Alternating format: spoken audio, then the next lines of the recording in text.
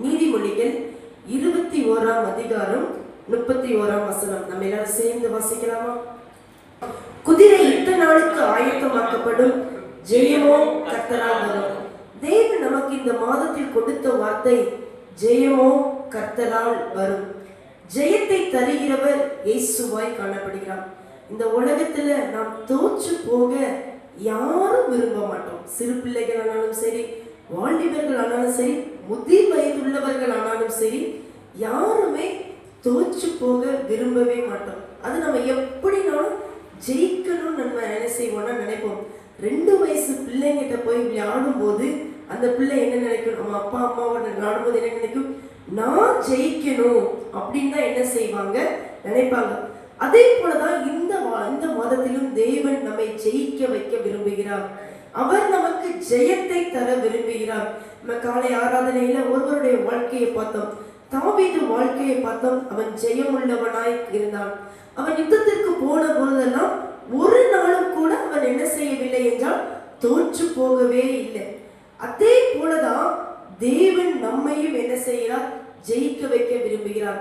இயேசுவானவர் நான் உலகத்தை ஜெயித்தேன் என்றவர் நம்மை என்ன செய்வார்? இந்த உலகத்துல ஜெயிக்க போகிறார். இந்த மாலை ஆராதனை கூட ஒருவர் ஜெயித்த காரியத்தை பார்த்து நாம் பார்க்க போகிறோம். அவர் ஒரு அடிமையாய் இருந்தவர். அந்நிய தேசத்திலேயும் அவருடைய காரியம் ஜெயமாய் காணப்பட்டது. நாம் எடுத்து வாசிப்போம். தானியேல் 6ஆம் அதிகாரம் 28ஆம் வசனம். நாம் எடுத்து வாசிப்போம். தானியேல் 6ஆம் அதிகாரம் 28ஆம் வசனம். தரியுவின் ராஜ்யபார காலத்திலும் பெர்சியனாகிய கோரேசுடைய ராஜ்யபார காலத்திலும் தானியேலின் காரியம் ஜெயமாய் இருந்தது. தானியேலின் காரியம் ஜெயமாய் இருந்தது. இந்த இடத்துல பாருங்க, இந்த யூத தேசத்திலிருந்து இந்த தானியேல் என்ன செய்யறான்? சிறை பிடிக்கப்பட்டு எங்க வருகிறான்னா பாபிலோன் தேசத்திற்கு வருகிறான். இது அவருக்கு ஒரு அடிமையான ஒரு தேசம். அடிமையாக கொண்டு வரப்பட்டவன். அடிமையாக கொண்டு வரப்பட்ட இவன் எப்படிப்பட்டவனாக இருந்தானா அவனுடைய காரியம் ஜெயமாய் காணப்பட்டது. ஒருவேளை நம்ம தேசத்துல நம்ம ஜெயிக்கிறதுக்கு ஒரு ஈஸியா இருக்கலாம். நம்ம இருக்கிற பகுதியில் ஜெயிக்க ஒரு ஈஸியா இருக்கலாம். அவன் அந்நிய தேசத்துல காணப்படுகிறான். அந்நிய மொழிகள் இருந்திருக்கும். வேற விதமான மனிதர்கள் காணப்படுகிறார்கள். வேற விதமான பழக்கங்கள் இருந்திருக்கும். ஆனாலும் அவனுடைய காரியம் எப்படிப்பட்டதாய் காணப்படுகிறதா? ஜெயமுள்ளவனாய் காணப்பட்டான். நாம் இந்த மாலை வேளையில தானியேல் ஜெயிக்க ஒரு காரணம் இருக்கிறது. எப்பவுமே தாவீது ஜெயிக்க ஒரு காரணம் இருந்தது. அதே போல தானியேலும் ஜெயிக்க ஒரு காரணம் இருந்தது. அந்த காரணத்தை நாம் அறிந்து நம்முடைய வாழ்க்கையில நம்மளுடைய நடைமுறை நம்முடைய இந்த உலகத்துல நடைமுறைப்படுத்துகிற போது நம்முடைய காரியமும் ஜெயமாய் காணப்படும். எத்தனை பேர் விசுவாசிக்கிறீங்க? நான் அந்த தானியேலிடத்திலிருந்து கற்றுக்கொண்ட பாடத்தை, தானியேலிடத்திலிருந்து என்ன கற்றுக்கொண்டனோ அதை நம்ம வாழ்க்கையில நம்ம செயல்படுத்துகிற போது, அதை நம்ம வாழ்க்கையில கடைபிடிக்கிற போது நம்முடைய வாழ்க்கையும் ஜெயமாய் இருக்கும். முதலாவது ஒரு காரியம் நம்ம எடுத்து வாசிப்போம். தானியேல் ஜெயமாய் இருக்கிறதுக்கு முதல் காரணம் தானியேல் 6ஆம் அதிகாரம் 10வது வசனத்தை வாசிங்க. தானியேலோ வென்றால் அந்த பத்திரத்துக்கு கையெழுத்து வைக்கப்படாதென்று அறிந்த போதிலும் தன் வீட்டுக்குள்ளே போய் தன் மேலறையில எருசலேமுக்கு நேராக பலகணிகளை திறந்திருக்க அங்கேதான் முன் செய்து வந்தபடியே தினமும் 3 வேளையும் தன் தேவனுக்கு முன்பாக முழங்கால் படியிட்டு ஜெபம் பண்ணி ஸ்தோத்திரம் செலுத்தினான். முதலாவது தானியேல் ஜெயமாய் இருக்க செய்த காரியம் என்ன? அவன் ஆராதிக்கிறவனாக, ஜெபிக்கிறவனாக என்ன செய்யறான்? காணப்படுறான். நம்ம நினைக்கலாம் ஆராதனை தானே ஒரு சிம்பிளான காரியம், ஜெபிக்கிறது தானே ஒரு சிம்பிளான காரியம் இல்லை. நம்ம ஜெபிக்கிற போது, நம்ம ஆண்டவருக்கு ஸ்தோத்திரங்கள் செலுத்துகிற போது நம்ம எப்படியாலே வாழ முடியும்னா ஜெயமாய் வாழ முடியும். ஆண்டவரே சொல்லியிருக்கிறாரு, என்ன செய்யுங்க? இடைவிடாமல் என்ன செய்யுங்க? ஜெபம் பண்ணுங்கள் என்று என்ன செய்கிறார் சொல்லியிருக்கிறார். நீங்க என்ன செய்யணுமா? ஜெபம் பண்ண ஆண்டவர் என்ன செய்திருக்கிறார் சொல்லியிருக்கார். இந்த தானியேலுடைய காரியம் என்னன்னு பாத்தீங்கன்னா, இந்த தானியேலுடைய அங்க என்ன தரியு ராஜா ஒரு முத்திரை போடுகிறார். 30 நாள் வரைக்கும் என்ன பண்ண? என்னை தவிர யாரையும் என்ன செய்யக்கூடாது? வணங்கக்கூடாது. எந்த தெய்வத்தையும் வணங்கக்கூடாது, எந்த மனிதனையும் வணங்கக்கூடாது, யாரையும் என்ன செய்யக்கூடாது? வணங்கக்கூடாது என்று இந்த பிரதானிகள் தலைவர்கள் எல்லாம் ஆலோசனை பண்ணி ராஜாவின் இடத்துல என்ன செய்கிறார்கள்? முத்திரை போடுகிறார்கள். அந்த முத்திரை போட்டோட இது எல்லாமே தானியேலுக்கும் தெரியும். தனி ரோஜாவை தான் என்ன செய்ய வேண்டும், வணங்க வேண்டும் என்று என்ன செய்ய ஆரம்பிக்கிறது, தெரிய ஆரம்பிக்கிறது. ஆனாலும் அவன் செய்த ஒரு காரியம் பாருங்களேன், அவன் தான் முன்பு செய்து வந்தபடியே என்ன பண்றானா, ஜெபம் பண்ணி ஸ்தோத்திரம் செலுத்துகிறான். இந்த மாலை வேளையிலே கூட நீங்களும் என்ன செய்ய வேண்டும் என்றால், எப்பேற்பட்ட சூழ்நிலையா இருந்தாலும் சரி, எப்பேற்பட்ட போராட்டங்கள் இருந்தாலும் சரி, எப்பேற்பட்ட சோதனைகள் இருந்தாலும் சரி, எப்பேற்பட்ட கஷ்டங்கள் இருந்தாலும் சரி, பாடுகள் இருந்தாலும் சரி, நாம் என்ன செய்ய வேண்டும் என்றால் ஸ்தோத்திரம் செலுத்தி நாம் ஜெபிக்கிறவர்களாய் என்ன செய்ய வேண்டும், காணப்பட வேண்டும். இந்த தானியேல் அதை தான் செய்தான். என்ன செய்தான்? அவன் முன் செய்து வந்தபடியே 3 வேளையும், காலை மதியம் மாலை என்று 3 வேளையும் தேவனுக்கு நேராக என்ன செய்கிறான், ஸ்தோத்திரம் செலுத்துகிறான். தேவனுக்கு நேராக ஜெபம் பண்ணுகிறான். நீங்களும் ஜெபிக்கிற போது தேவன் உங்களையும் வெற்றி படைய வல்லவராய் இருக்கிறார். வாசியுங்கள், அந்த 16வது வசனத்தை நீங்க வாசிங்க. 6:16. அப்பொழுது ராஜா கட்டளையிட அவர்கள் தானியேலை கொண்டு வந்து அவனை சிங்கங்களின் கெவியிலே போட்டார்கள். ராஜா தானியேலை நோக்கி, நீ இடைவிடாமல் ஆராதிக்கிற உன் தேவன் உன்னை தப்புவிப்பாரா என்றான். இங்க பாருங்க, இப்ப என்ன செய்யலாம், எல்லாரும் தெரிஞ்சிச்சு தானியேல் என்ன பண்ணிட்டு இருக்கான், ஜெபம் பண்றான்னு தெரிஞ்சிச்சு. ராஜாவுக்கிட்ட வந்து சொல்றாங்க. என்ன சொல்றாங்க? ராஜாவே, தானியேல் என்ன செய்யல, உம்மை வணங்கல, உம்மை தொழுது கொள்ளல, என்ன செய்யலாம், அவன் எப்பவும் போல என்ன பண்றான், 3 வேளை என்ன செய்யறான், அவனுடைய தெய்வத்தை என்ன செய்து கொண்டிருக்கிறான், ஆராதித்து கொண்டு ஜெபித்து கொண்டு வேண்டுதல் பண்ணி கொண்டு இருக்கிறான். ஆனா இதுல ஒரு காரியம் என்னன்னா, யாரும் மற்ற தேவர்களை வணங்கினால் அவர்களை சிங்க கெபியிலே போடுவேன் என்று என்ன செய்கிறார்கள், சட்டம் ஏற்றி இருக்கிறார்கள். இந்த சட்டத்தின்படி என்ன பண்றாங்க, இவர்கள் ராஜாவின் இடத்துல வந்து சொல்றாங்க. அப்பதான் ராஜாவுக்கு புத்தி தெரியுது. என்னென்ன, தானியேல் என்ன செய்ய போகிறான், சிங்க கெபியிலே போடப்படி போகிறான். தானியேலை என்ன செஞ்சிடும், சிங்கம் என்ன செஞ்சிடும், சாப்பிட்டு விடும் என்று சொல்லி என்ன செய்யறான். அப்பதான் ராஜாவுக்கு தெரிய ஆரம்பிக்கிறது. அப்போ ராஜாவுக்கு ஒரு தெரிந்த காரியம் என்ன பாருங்க, நீ இடைவிடாமல் ஆராதிக்கிற உன் தேவன் உன்னை தப்புவிப்பார். ராஜாவுக்கு இவ்வளவு நாளும் தெரியல. இப்ப தானியேல் சிங்கக்கபியில போடுறதுக்கு முன்னாடி சொல்லி அனுப்புகிற ஒரு காரியம், நீ இடைவிடாமல் ஆராதிக்கிற தேவன் உன்னை தப்புவிக்க வல்லவராய் இருக்கிறான். அப்ப இந்த மாலை வேளையில ஆண்டவன் நம்ம கிட்ட எதிர்பார்க்கிற ஒரு காரியம், தானியேலுடைய காரியம் ஜெயமாய் இருந்ததற்கு ஒரு காரியம், அவன் இடைவிடாமல் தேவனை ஆராதித்து வந்தான். அவன் இடைவிடாமல் தேவனை தொழுது கொண்டு வந்தான். அவன் இடைவிடாமல் தேவனுக்கு ஸ்தோத்திரம் செலுத்தி வந்தான். அவனுக்கு தெரியும், சிங்க கெபியில போட்டா சோழி முடிஞ்சிச்சுன்னு என்ன செஞ்சிடும், தெரிஞ்சிடும், நம்ம இறந்துருவோம் என்று தெரிந்துவிடும். ஆனாலும் என்ன பண்ணுகிறான் தானியேல், அவன் தேவனை நோக்கி தான் முன்பு செய்து வந்தபடியே அவன் என்ன செய்கிறான், ஆராதித்து ஜெபிக்கிறவனாய் காணப்பட்டான். இந்த மாலை வேளையிலே கூட நீங்களும் கூட உங்களுக்கு எப்பேற்பட்ட கஷ்டங்கள் நேரிடலாம், எப்பேற்பட்ட பாடுகள் நேரிடலாம், சோதனைகள் நேரிடலாம், உங்களுக்கு எதிரான பல போராட்டங்கள் எழும்பலாம், சாத்தானின் சூழ்ச்சிகள் எழும்பலாம். ஆனால் நீங்கள் செய்ய வேண்டிய ஒரு காரியம், நீங்கள் ஜெபிக்கிற போது, நீங்கள் ஸ்தோத்திரங்களை செலுத்துகிற போது, நீங்கள் ஆண்டவருக்கு நேராக விண்ணப்பங்களை செலுத்துகிற போது தேவன் உங்களை தப்புவிக்க வல்லவராய் இருக்கிறார். தேவன் உங்களை ஜெயமெடுக்க வல்லவராய் இருக்கிறார். அந்த இஸ்ரவேல் ஜனங்கள் எரிகோ கோட்டைக்கு நேராக என்ன செய்யறாங்க, கானான் தேசத்துக்கு சுதந்திரிக்கும் போது எரிகோ கோட்டை அவர்களுக்கு முன்பாக வந்து நிற்கிறது. அப்ப என்ன செய்த ஒரு காரியம் என்னன்னா, ஒண்ணுமே செய்யல. 7 நாள் எரிகோ கோட்டை என்ன செஞ்சாங்க, 6 நாள் சுற்றி வந்தாங்க. 7வது நாள் என்ன பண்ணாங்கன்னா ஆர்ப்பரித்தார்கள். ஆர்ப்பரிக்கிறது என்ன, ஸ்தோத்திரம் பண்ணார்கள், ஆண்டவருக்கு துதிகளை செலுத்தினார்கள், ஆண்டவருக்கு விண்ணப்பத்தை செலுத்தினார்கள். அவர்கள் ஸ்தோத்திரங்களை செலுத்துகிற போது அந்த எரிகோ கோட்டை என்ன செய்ததுன்னா அப்படியே தரைமட்டமாய் இடிந்து விழுந்தது. எத்தனை பேர் விசுவாசிக்கிறீங்க? நான் ஜெபிக்க ஆரம்பிக்கிற போது, நான் துதிகளை செலுத்த ஆரம்பிக்க போது என்னுடைய தடைகள் எதுவாய் காணப்படலாம். தேவன் நீங்கள் துதிக்கிற போது அவர் எல்லா தடைகளையும், ஒரு நிமிடம் அவருக்கு போதும் எல்லாவற்றையும் தவிடு பொடியாக்கிறதற்கு. அப்போ தானியேலின் காரியம் ஜெயமாய் இருந்ததற்கு முதலாவது ஒரு காரணம், அவன் ஜெபித்தான். அவன் தேவனை என்ன செய்தார் என்றால் ஆராதிக்கிறவனா என்ன செய்தார் காணப்படான். எல்லாவற்றையும் நம்ம என்ன செய்யணும், ஸ்தோத்திரத்தோடு கூடிய ஜெபத்தினாலும் வேண்டுதலினாலும் என்ன செய்யணும், தேவனுக்கு நம்ம என்ன செய்யணும், தெரியப்படுத்த வேண்டும். நம்ம என்ன செய்யணும், சில நேரங்கள்ல பாருங்க, நமக்கு சில நேரங்கள் சில சொல்ல முடியாத சூழ்நிலைகள் காணப்படும், சில சொல்ல முடியாத வார்த்தையே இல்லையா? ஒன்று மட்டும் செய்யுங்க, ஆண்டவரே ஸ்தோத்திரம், ஆண்டவரே இந்த பாடுகள் மத்தியில் நான் ஸ்தோத்திரம். இந்த ஒரு வார்த்தை சொல்லுங்க, ஆண்டவருடைய பிரசனம் உங்களை மூடுகிறதாய் காணப்படும். எத்தனை பேர் விசுவாசிக்கிறீங்க? நான் இன்னும் இந்த ஒரு வார்த்தையை மாத்திரம் சொல்லுவேன், ஒரே ஒரு வார்த்தை ஸ்தோத்திரம் மட்டும் சொல்லுங்க, ஆண்டவருடைய பிரசனம் உங்களை மூடும்.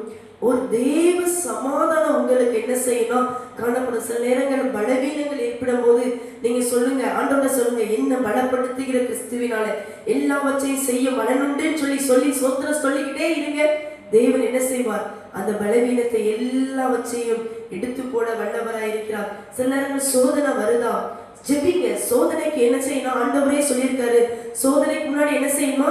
விழித்திருந்து ஜெபம் பண்ணுங்கள் என்று என்ன செய்யறார் சொல்றார். இயேசுவானவர் கூட 40 நாள் என்ன செய்யறாரு? உபவாசம் பண்ணி என்ன செய்யறாருன்னா ஜெபிக்கிறாரு. ஜெபிக்க முடிஞ்சவங்க ஒரு சோதனை என்ன செஞ்சிச்சு? வந்துச்சு. உங்க பாருங்களேன், அவர் ஜெபித்தனாலதான் அந்த சோதனையில என்ன செஞ்சார்னா வெற்றி பெற்றார். அப்போ நீங்களும் மாலை வேளையில இந்த காரியம் நமக்கு ஜெயமாய் முடியணுமா?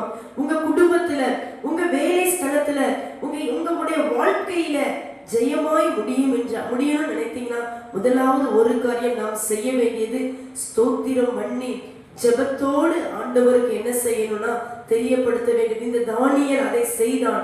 தேவன் என்ன செய்தார் தெரியுமா? அங்க சிங்கங்களின் வாயை என்ன செய்தார்னா கட்டி போட்டுட்டாரு. அவன் போன போது என்ன செஞ்சாச்சு? சிங்கங்களின் வாயை என்ன பண்ணிட்டாரு? ஆண்டவர் கட்டி போட்டாரு. அதனால என்ன செஞ்சான்? ஜெபமும் ஸ்தோத்திரம் மாத்திரம் என்ன செஞ்சான்.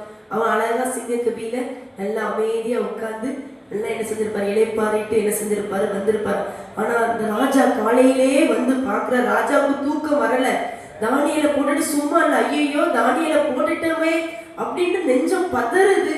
அங்க காலையிலே ராஜா போய் பார்த்துட்டாரு. கூப்பிட ஆரம்பிக்கிற, தானியேலே இருக்கிறியாப்பா? உன் இடைவிடாமல் நீ ஆராதிக்கிற தேவனை தப்புவித்தாரான்னு கேட்கிறாரு. ஆம் ராஜாவே, என் தேவன் என்னை தப்புவித்தார். நம்ம ஜெபிக்கிற போது, நம்ம ஆராதிக்கிற போது நம் தேவன் தப்புவிக்க வல்லவர். அங்க அடுத்தது பாத்தீங்கன்னா நீங்க கீழே தொடர்ந்து வாசிக்கும் போது அந்த மற்றவர்கள் தானியேலுக்கு எதிராய் வந்தவர்களை அந்த ராஜா சிங்க கபில போடும் போது அவங்க போடுறதுக்கு உண்மை என்ன செஞ்சுச்சுன்னா அந்த சிங்கம் என்ன செஞ்சு அவங்கள பிடிச்சு கவ்வி சாப்பிட்டு எல்லாத்தையும் முடிச்சுட்டு. ஆனா தானியேலை போடும்போது தேவன் சிங்கங்களின் வாயை கட்டி வைத்து விட்டார். அப்போ உங்களுக்கு எதிரான பிரச்சனைகள் இருக்கும்போது, உங்களுக்கு எதிரான போராட்டங்கள் இருக்கும்போது, உங்களுக்கு என்ன நேரிடுமோ தெரியாது. ஆனா ஒரே காரியம், நீங்கள் ஸ்தோத்திரம் பண்ணுங்க. நீங்க இடைவிடாமல் ஜெபம் பண்ணுங்க. ஆண்டவர்கிட்ட ஸ்தோத்திரம் பண்ணிக்கிட்டே இருங்க. ஆண்டவர் அந்த காரியத்தை என்ன செய்வார்? ஜெயமாய் மாற்ற பண்ண வல்லவர். ஜெயமாய் ஜெயம் எடுக்க வல்லவராய் காணப்படுகிறார். அவர் ஜெயம் கொடுக்கிற தேவன். அவர் ஒரு நாளும் நம்மை வெறுமையாய் நம்மை தோல்வி அடைய அவர் விரும்பவே மாட்டார். ஸ்தோத்திரம் பண்ணா போதும், நமக்கு என்ன கிடைக்கும்? ஜெயம் கிடைக்கும். இரண்டாவது ஒரு காரியம் நாம் பார்ப்போமாக. காரியம் ஜெயமாய் முடிந்ததற்கு, தானியேல் இடத்துல ஜெயமாய் முடிந்ததற்கு காரியம் பார்ப்போமாக. தானியேல் 6ஆம் அதிகாரம் 4ஆம் வசனம் நாம் வாசிப்போமாக. தானியேல் 6ஆம் அதிகாரம் 4ஆம் வசனம். அப்பொழுது பிரதானிகளும் தேசாதிபதிகளும் ராஜ்யத்தின் விசாரிப்பிலே தானியேலை குற்றப்படுத்தும்படி முகாந்தரம் தேடினார்கள். ஆனாலும் ஒரு முகாந்தரத்தையும் குற்றத்தையும் கண்டுபிடிக்க அவர்களால் கூடாதிருந்தது. அவன் உண்மை உள்ளவனாயிருந்தபடியால் அவன் மேல் சுமத்த யாதொரு குற்றமும் குறைவும் காணப்படவில்லை. அப்போது இரண்டாவது ஒரு காரியம், தானியேலுடைய காரியம் ஜெயமாய் இருந்ததுக்கு ஒரு காரியம் என்ன? அவன் உண்மை உள்ளவனாய் இருந்தான். இரண்டாவது ஒரு காரியம் என்னன்னா, ஆண்டவர் அவனிடத்துல காணப்பட்ட ஆண்டவர் பார்த்த ஒரு காரியம் என்ன? அவன் உண்மை உள்ளவனாய் காணப்பட்டான். நம்மளும் நம்ம எப்படிப்பட்டவர்களாய் காணப்பட வேண்டும் என்றால் உண்மை உள்ளவர்களாய் என்ன செய்ய வேண்டும்? காணப்பட வேண்டும். ட்ரூத்ஃபுல்னஸ், உண்மையா என்ன செய்யணும்? காணப்படணும். நம்மளுக்கு கொடுக்கப்பட்ட வேலையில நம்ம என்ன செய்யணும்? உண்மையா என்ன செய்ய வேண்டும்? காணப்பட வேண்டும். நம்ம கொடுக்கப்பட்ட குடும்பத்துல நம்ம என்ன செய்யணும்? உண்மையா என்ன செய்ய வேண்டும்? காணப்பட வேண்டும். இந்த தானியேல் பாருங்க, அவன் என்ன செய்யறான்? அடிமையாய் பாபிலோன் தேசத்திற்கு வருகிறான். அங்க என்ன செய்யறாங்க? அரண்மனையில அவனை என்ன செய்யறாங்க? ஒரு உயர் பதவியில என்ன செய்கிறார்கள்? வைக்கிறார்கள். ஏனென்றால் தானியேல் என்ன செய்யறான்? உண்மையா இருந்தனாலதான் அவனுக்கு ஒரு உயர்ந்த பதவி என்ன செய்கிறது? காணப்படுகிறது.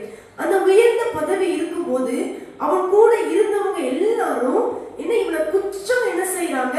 கண்டுபிடிக்க என்ன செய்யறாங்க? முயற்சி பண்ணுகிறாங்க. அப்பதான் சொல்றாங்க, அவன் உண்மை உள்ளவனா என்ன செய்தான்? காணப்படான். தேவன் நமக்கு கொடுத்த வேலையில, தேவன் நமக்கு கொடுத்த குடும்ப பொறுப்புல, தேவன் நமக்கு கொடுத்த சபையில நாம் எப்படிப்பட்டவர்களாய் காணப்பட வேண்டும்?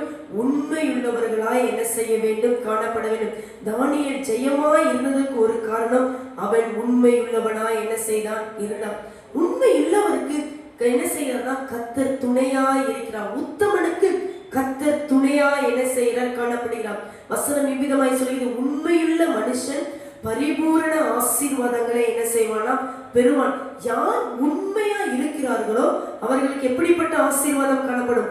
பரிபூர்ண, ஒரு நிறைவான ஒரு ஆசீர்வாதம், ஒரு முழுமையான ஒரு ஆசீர்வாதம் என்ன செய்யும்? காணப்படும். அதனாலதான் தானியேலுடைய காரியம் என்ன செஞ்சு, அந்நிய தேசத்துல அடிமையாய் கொண்டு வரப்பட்டவன், அடிமையை யாரும் என்ன செய்ய மாட்டாங்க? ஒரு பொருட்டா என்ன செய்ய மாட்டார்கள்? எண்ண மாட்டாங்க. அதனாலதான் அந்த பாபிலோன்ல இருந்தவங்க மக்கள் எல்லாரும் என்ன செய்ய ஆரம்பித்தாங்கன்னா, இவன் என்ன செய்யறான்? அந்நிய தேசத்தான் இவன் இங்க வந்து அரண்மனையில எப்படி என்ன செய்யறான்? ஒரு உயர்ந்த பதவியில காணப்பட்டான். எல்லாருக்கும் மேல என்ன செய்யறான்னா உயர்ந்த பதவியில ராஜா என்ன செய்திருக்கான்னா வைத்திருக்கான். அதை நினைச்சு என்ன செய்யறாங்க? இவங்களுக்கு பிடிக்கல. அதனாலதான் எப்படி குற்றம் கண்டுபிடிக்கலாம், எப்படி இவனை என்ன செய்யலாம், வில தள்ளலாம், எப்படி இவனுக்கா இவனை என்ன செய்யலாம் அப்படின்னு சொல்லி எதிர்பார்த்து என்ன செய்தார்கள்? காணப்பட்டார்கள். ஆனா ஆண்டவர் என்ன செய்யல? சும்மா விடல. ஆண்டவர் என்ன செய்யறாரு?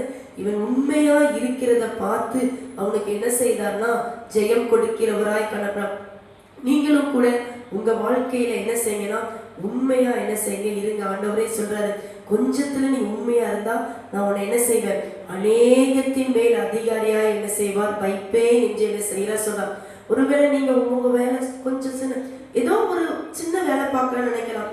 என்னோட படிச்சவங்க நிறைய பேர் இருக்கலாம், என்னோட திறமையானவர்கள் நிறைய பேர் இருக்கலாம், நீங்க யோசிக்கலாம். ஆனா நீங்க உண்மையா இருந்தீங்கன்னா ஆண்டவர் என்ன செய்வார்? உங்களை அந்த இடத்திலே உயர்த்த வல்லவராய் இருக்கிறார். தானியேல் என்ன செஞ்சா? உண்மையா இருந்தனால அவரு என்ன செஞ்சா? அந்த அரண்மனையிலே உயர்ந்த இடத்திற்கு என்ன செய்தார்னா தேவன் அவனை என்ன செய்தார்? உயர்த்தினார். அப்போ ஜெயமெடுக்க ஒரு காரணம். இரண்டாவது ஒரு காரணம் என்ன செய்தார்? தானியேல் என்ன செய்தார்? உண்மையா என்ன செய்தார்? காணப்பட்டார். இது அநேக நாளுக்கு முன்பாக ஒரு போதகர் சொன்ன ஒரு சம்பவத்தை நான் சொல்ல விரும்புகிறேன். ஒரு உயர் பதவியில இருந்த ஒரு அதிகாரி என்ன செய்ய, நம்ம இதுல உண்மையா நடந்த சம்பவம், நம்ம தேசத்துலதான் என்ன செஞ்சு நடந்துச்சு. நல்ல உயர்ந்த பதவியில இருந்தாங்க. அப்போ என்ன ஆச்சுன்னா, அந்த பதவியில இருக்கும்போது அவங்களுக்கு உயர்ந்த நல்ல ஒரு போஸ்டிங்ல இருக்கிறவர் என்ன செஞ்சாங்கன்னா, இவர்கிட்ட வந்து சொன்ன ஒரு காரியம் என்னன்னா, நீங்க இந்த ஒரு இதை என்ன செஞ்ச தப்பா இது பண்ணி எனக்கு அவங்க சைன் போட்டாதான் அதனுடைய வேலை என்ன செய்யுமா நடக்கணும். அவங்க என்ன செஞ்சாங்க? சைன் போட சொல்லி இது பண்ணாங்க. உடனே இவர் என்ன, இவருடைய கேரக்டர்னா சபைக்கு போகிறவரு, ஆண்டவரை தொழுது கொள்ளுகிறவரு. அவர் என்ன செய்யணும்? தனக்கு கொடுக்கப்பட்ட பொறுப்புல நான் உண்மையா இருக்கணும், ஆண்டவருக்கு பயந்து என்னுடைய வேலையில நான் உண்மையா இருக்கணும்னு சொல்லி என்ன செஞ்சாருன்னா உண்மையா இருக்கிற மனுஷன். இவருக்கு ஒரு சோதனை என்னன்னா, இதை நீங்க சைன் போடுங்க அப்படின்னு சொல்லியிருந்தாங்க. அப்ப சொல்லும் போது இவங்க அதிகாரி சொல்லிட்டாரு, நான் என்ன செய்ய மாட்டேன், நான் சைன் போட மாட்டேன், இது தவறான காரியம், இது என்ன செய்யறது, நான் சைன் போட மாட்டேன்னு சொல்லி என்ன செஞ்சுட்டாரு? அந்த இதை வந்து அனுப்பி விட்டார், ஃபைலை வந்து அனுப்பி விட்டுட்டாரு. அனுப்பி விட்டாரு. இவரை காட்டில அவர் உயர்ந்தவர். இவன் அனுப்பி விட்டோன்னே அவருக்கு கொஞ்சம் கோபம் என்ன செஞ்சிச்சு? வர ஆரம்பிச்சு. நீ எனக்கே என்ன செய்வீங்களா, இது பண்றீங்களான்னு சொல்லிட்டு அவருடைய உயர்ந்த பதவியில இருந்து என்ன செஞ்சுட்டாருன்னா கீழே என்ன செஞ்சுட்டாங்க? தள்ளிட்டாங்க. கீழே இவருக்கு கீழே எத்தனை பேர் இவரை சல்யூட் அடிச்சிருப்பாங்க, இவருக்கு மரியாதை செலுத்தி இருப்பாங்க, எல்லாம் இருந்தும் இப்ப என்ன பண்ணிட்டாருன்னா உண்மையா இருந்தனால கீழே என்ன செஞ்சுட்டாங்க? குறைவான போஸ்டிங்க்கு என்ன செஞ்சுட்டாங்க? வந்துட்டாங்க. வந்த உடனே எல்லாரும் என்ன சும்மாவா இருப்பாங்க? ஏளனமா பார்க்க ஆரம்பிச்சாங்க. யாருமே ரெஸ்பெக்ட் பண்ணல, யாருமே அவருக்கு மதிப்பு கொடுக்கல. போறவங்க வர்றவங்க எல்லாரும் என்ன செஞ்சாங்க? உயர்ந்த பதவிக்கு போக போக போக போக நம்மளுக்கு நல்ல ரெஸ்பெக்ட் வரும். நம்மளை உயர்ந்த பதவியிலிருந்து கீழே தள்ளும் போது நம்மளை ரொம்ப ஏளனமா பாக்குற மாதிரி அந்த அவரை என்ன செஞ்சுட்டாங்க? அந்த உயர் அதிகாரி என்ன செஞ்சுட்டாங்க? ஏளனமாய் பார்த்தாங்க. இவருக்கு ஒரே போராட்டம், ஆண்டவரை நான் உண்மையா தானே இருந்தேன், ஏன் வேலையில நீங்க உண்மையா இருக்க சொன்னீங்க, நான் உண்மையா இருந்தேன், நான் உண்மையா இருந்தது காரணம் எனக்கு இதுதான் தண்டனையா அப்படின்னு சொல்லி இவர் என்ன செய்ய ஆரம்பிச்சாரா? ஜெபிக்க ஆரம்பிச்சாராம். ஆண்டவர்கிட்ட போராட ஆரம்பிச்சாராம். இவருக்கு அந்த அவமானத்தை தாங்க முடியல, அந்த இது எதையுமே மனிதர்களை பார்க்க முடியல. ஆனாலும் இவருடைய வேலையை செய்யறாரு, ஆனாலும் இவரால் என்ன செய்ய முடியல? பார்க்கவே முடியல. ஒவ்வொரு நாளும் என்ன செய்யறாருன்னா ஜெபிக்கிறாரு, போராடுறாரு. ஆனா ஒரு பதிலுமே என்ன செய்யல, வரல. ஏற்ற காலம் வந்துச்சு. அந்த உயர் அதிகாரி ஒரு நாள் மாற வேண்டிய சூழ்நிலை வந்துச்சு. அப்போ என்ன ஆச்சுன்னா, மாற வேண்டிய சூழ்நிலை மாறி போனாங்க. மறுபடியும் அந்த ஃபைல் என்ன செய்யுது, எடுக்கப்படுது. எடுக்கப்படும் போது ஃபைல்ல பார்த்தீங்கன்னா, இவரு இதை சைன் பண்ணல, இவரு ஏன் மறுபடியும் கீழே தள்ளி இருக்காங்க, என் போஸ்டிங் ஹை போஸ்டிங்ல தானே வரணும் அப்படின்னு சொல்லி என்ன வந்துச்சுன்னா, அவருக்கு உண்மையா செஞ்சாருன்னு சொல்லிருக்காங்க. அதுக்கும் மேல ஒரு ஹை போஸ்டிங் என்ன செஞ்சதுன்னா, இது நம்ம தேசத்துல இது ஒரு நடந்த சம்பவம். மேல என்ன செஞ்சாங்க, உயர்த்தப்பட்டாங்க. பாருங்க, உண்மையா இருந்தாங்க. ஆனா சில நேரங்கள்ல நம்ம உண்மையா இருக்கும்போது சில பழிச்சொற்கள் வரும், சில அவமானங்கள் ஏற்படும், சில நிந்தைகள் காணப்படும், சில போராட்டங்கள் காணப்படும். ஆனா உண்மையா இருந்தீங்கன்னா அந்த அதிகாரி ஏற்ற நேரத்துல என்ன செய்தார், உயர்த்தப்பட்டார்.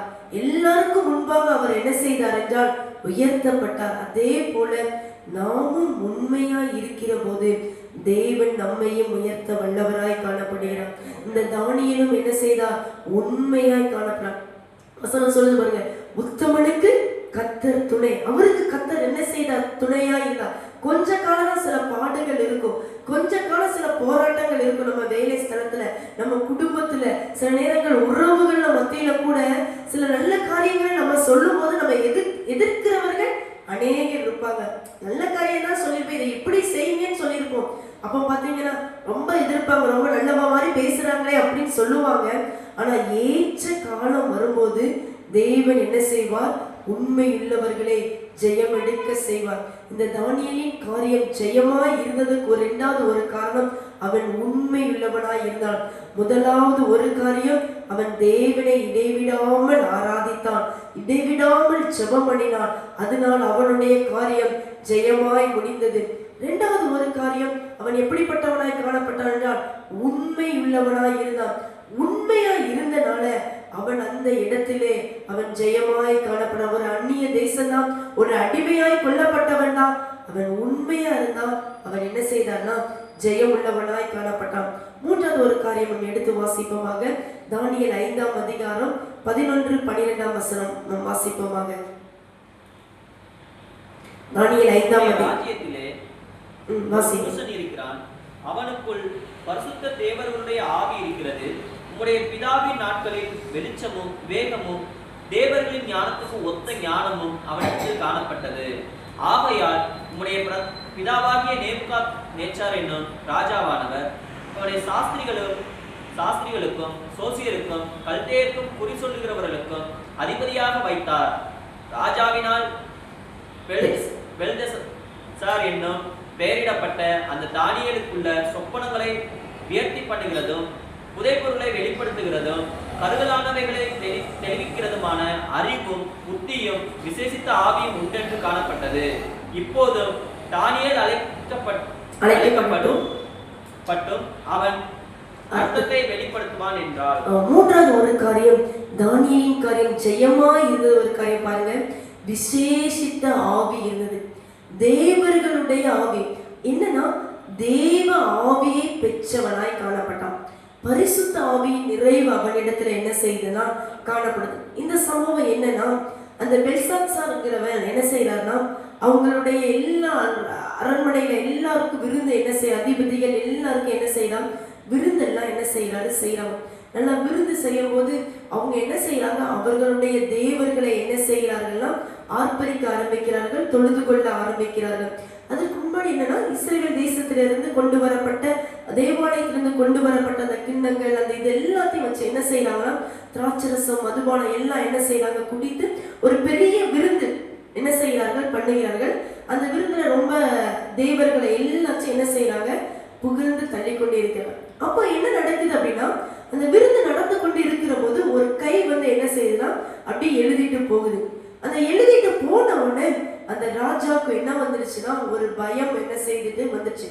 அந்த பயம் வந்த உடனே அந்த தேசத்திலே காணப்பட்ட குறி சொல்கிறவங்க, ஜோசியக்காரங்க, அந்த அறிவாளிகள், ஞானவான்கள் எல்லாத்தையும் என்ன செய்யறாங்கன்னா கூப்பிடுறாங்க. எல்லாத்தையும் கூப்பிட்டு அந்த எழுதியிருக்கிற எழுத்தை என்ன செய்கிறார்கள், வாசிக்க சொல்லுகிறார்கள். யாருக்குமே என்ன செய்ய முடியவில்லை, வாசிக்க முடியவே இல்லை, வாசிக்க தெரியவே இல்லை. எல்லாரும் பயந்து நடுங்குகிறார்கள். ராஜாவும் பயந்து நடுங்கி கொண்டிருக்கிறார். அப்ப இதை கேள்விப்பட்ட ராணி என்ன செய்யறாங்க, உள்ள வந்து சொல்றாங்க, நம்ம தேசத்துல தானியேல் ஒருத்தன் இருக்கிறான். அவன் எப்படின்னா தேவர்களுடைய ஆவியுடைய 11ஆம் வசனத்தை பார்த்தீங்கன்னா தேவர்களுடைய ஆவி அவனுக்கு என்ன செய்யலாம் இருக்கிறதா. 12ஆம் வசனத்தை பாருங்க, விசேஷித்த ஆவி, அறிவும் புத்தியும் விசேஷித்த ஆவி என்ன செய்யலாம் காணப்பட்ட ஒருவன் என்ன செய்யலாம் இருக்கிறான். அவன்கிட்ட என்ன செய்யுங்க, கூப்பிட்டு கேளுங்க அப்படின்னு சொல்லி அந்த ராணி என்ன செய்யறாங்க சொல்றாங்க. பாருங்களேன், அவன் ஜெயமா இருக்கிறதுக்கு ஒரு காரணம் என்னன்னா தேவ ஆவியை என்ன செய்யுதுன்னா வச்சிருக்கிறான். அப்போ நாம என்ன செய்யணும், பரிசுத்த ஆவியை என்ன செய்ய வேண்டும், பெற்றுக்கொள்ளுகிறவர்களாய் காணப்பட வேண்டும். நாம் அபிஷேகம் பண்ணப்பட்டவர்களாய் என்ன செய்யணும் காணப்பட வேண்டும். தேவனிடத்துல என்ன செய்யணும், பட்சபாதம் உள்ளவர் அல்ல. அவர் என்ன செய்ய, யாரெல்லாம் விரும்புகிறார்களோ அவர்களுக்கு என்ன செய்கிறார், பரிசுத்த ஆவியை கொடுக்க வல்லவராய் இருக்கிறார். என வசனம் இவ்விதமாய் சொல்கிறது, மாம்சமான யாவர் மேலும் என் ஆவியை ஊற்றுவேன் என்று என்ன செய்கிறார் சொல்லுகிறார். அப்போ அந்த பரிசுத்த ஆவி நம்மளிடத்துல காணப்படுகிற போது நம்ம உலகத்துல என்ன செய்ய முடியும், ஜெயம் எடுக்க முடியும். அவன் ஜெயமெடுக்க ஒரு காரணம் என்னன்னா அவனிடத்துல ஒரு விசேஷித்த ஆவி காணப்படுது. நேரத்துல பாத்தீங்கன்னா அவன் அநேக சொப்பனங்களுக்கு அர்த்தம் சொல்லி இருப்பான்.